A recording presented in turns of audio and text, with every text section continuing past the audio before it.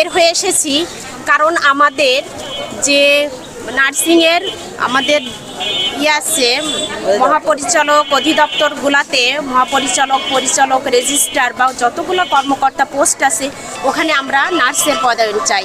কারণ আমরা নার্সরা এখন আর পিছিয়ে নেই, আমরা অনেকে বিএসসি এমএসসি পিএইচডি ডিগ্রি করেছি। তো আমাদের মনের অনেক আকাঙ্ক্ষা ব্যথা যে আমরা এই ডিগ্রিগুলো অর্জন করে আমাদের কাঙ্ক্ষিত লক্ষ্যে আমরা পৌঁছাইতে পারছি না।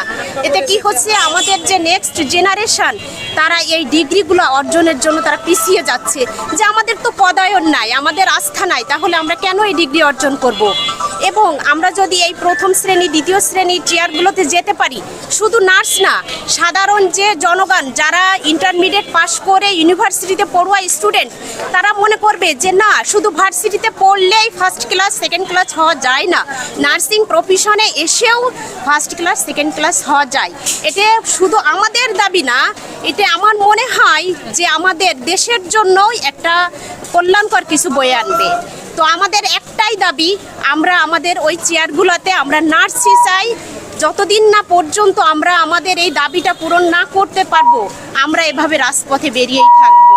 আমাদের কিন্তু হসপিটালে থাকার কথা, রুগীর পাশে থাকার কথা, কিন্তু আমাদের মনের কষ্ট বলার কোনো জায়গা নাই। এজন্য আমরা এখানে আজ বেরিয়ে এসেছি।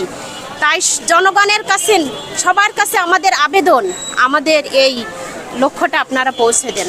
ধন্যবাদ সবাইকে।